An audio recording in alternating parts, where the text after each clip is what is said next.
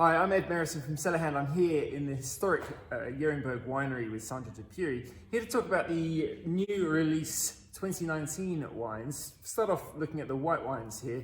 Sandra, tell us a little bit about how 2019 was here on the famous Yeringberg Hill. Yeah, 2019 was an interesting year, Ed. It was super wet during the spring and the early part of the summer. So the vines had a lot of water and there was a lot of disease pressure in December, trying to stop them going mouldy. But then in January, it really warmed up. We had some super hot weather, which basically got rid of all the disease pressure. And the vines, because they'd had such a decent amount of water in the spring, they grew like crazy, grew really good canopies, and that helped a lot with stopping the effects of the high temperatures. Yeah. So overall, it was a vintage that was a bit of a roller coaster, I guess. Yeah, and presumably we're talking pretty old vines, and some very old vines here, of course. Yeah. Presumably they're really resilient in those warmer months. Yeah, exactly. Most of them cope really well with hot weather if they've got a good leaf canopy on them, and it really goes a long way to dealing with the hot weather. So we'll look at the wines in isolation then. First up is the 2019 Marsanne Roussanne, the famous Rhone blend here. First of all, not 2019 specific, but roughly, what's this blend all about? So this is a blend of, it's always about 60% Marsanne, 40% Roussanne, and it's a blend, I guess, based on the white blends from the Rhone Valley. Marsanne was grown at Yeringberg in the 1860s through to the 1920s.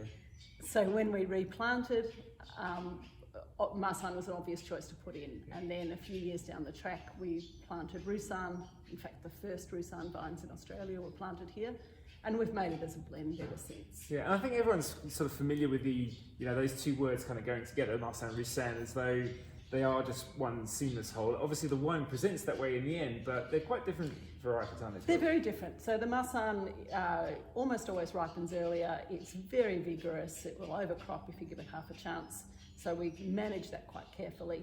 And it brings a real depth and breadth to the wine, and quite fine, but definitely there phenolics. Mm-hmm. I think of that as the horizontal part of the wine, whereas the Roussanne, it's always more aromatic and floral and lifted and has higher acidity. And I think of that as sort of the more vertical part of the wine. And together they work, make a sort of seamless whole. Yeah. And the 2019 rendition in particular, how did those varieties hold up? They held up very well. Well, they like the sun traditionally. Exactly, so that's right. And we don't mind them getting a bit bronzed in the vineyard. In fact, I think that adds to the character of the wine. Strangely enough, in 2019, we picked the Roussanne before the Marsanne, which is very unusual. Right. It only happens sort of once every 20 years. Yeah. I think because the crop was lighter on the Roussanne and it ripened a bit earlier. So that's just a vagary of that season. Yeah, in terms of winemaking here, you're crushing both varieties? Both varieties are destemmed and crushed and then pressed, and so they get a bit of skin contact during that process deliberately. Mm-hmm.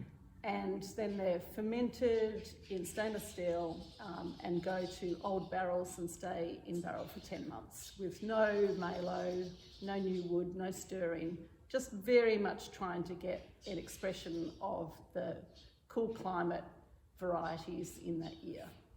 Very good. And so on to Chardonnay next, obviously a wine that has its own long story here at Yeringberg. How was 2019 for Chardonnay? So strangely enough, because Chardonnay is one of the earliest varieties, you would think that the Chardonnay would look like it came from a hot year, but actually the 2019 Chardonnay doesn't look like that at all. In some ways it's quite initially it presents as quite a shy, retiring Chardonnay, but once you get it in your mouth, it's really full of volume, not in a big alcoholic way. It's only 12.5% alcohol, but it's got intensity. And I think it's a lovely year for Chardonnay. Yeah, I mean, you always say that you don't shy away from flavour in Chardonnay. You like to celebrate that. And obviously in a wine, as you say, that's fresh, but not an acid-driven style. It's the fruit is allowed to shine. And a little bit like you were just saying about the Marsanne Roussanne, it's a patient process. It's a patient wine, really, isn't it? Yeah, exactly. It's a wine like all our wines, made to, you know, they're balanced and approachable when they're young, but they will all cellar for a long time. And our Chardonnay, I like to have some flavour in Chardonnay. It's got to look like Chardonnay because they are just such delicious grapes. But Chardonnay, we also add some winemaker to it. So it has new oak and it has a percentage of malolactic fermentation and it has some batonnage, all adding to the complexity of the wine. Yeah, and when you say that, that's what, 20 to 30-ish%? Yeah, the new oak and the malolactic are both about 20 to 30%. Very good. And then the last of the trio of whites, of course, is the Viognier. So again, back to the Rhone Valley. Great variety, there's not a huge amount of in the Yarra Valley. No. But you're really, I mean, I know that Yeringberg's, Viogner's really always been pretty much your baby, hasn't it? Yes, the Viognier vines were planted in about 2000 and we planted that as a contract vineyard to sell the fruit, and then after a number of years I started playing around with it. And so it became part of the Yeringberg stable, I guess, about 10 years ago? Yeah. And so what have you learnt over that journey? What's intrigued you there? Well, I think it's just an amazing grape variety. It's very strange in the vineyard because it doesn't look ripe, it doesn't look ripe, it doesn't look ripe, and then all of a sudden it's overripe. And so I've adopted a, multi-picking approach. So we pick it 2-3 times to get different proportions of ripeness and flavour. And it's 100% wild ferment in old barrels, so it very much does its own thing, and then I do a very careful barrel selection before it goes to bottle. Yeah, and when you're saying, I mean, it's a little bit of that staggered pick, I assume, is a little bit to do with acidity as well as grape. Yeah, what kind of flavours are you getting in the grapes when you're picking them? So the early picks, when they have some acidity, they can sometimes still be a bit chalky and white florals. You don't have a lot of flavour at first, and the later picks are that full-on apricot, ginger, musky, exotic stuff, which is an essential part of the wine, but too much can be too much of a good thing. Yeah. So it's really about trying to make a balanced Viognier that is not overblown. Yeah.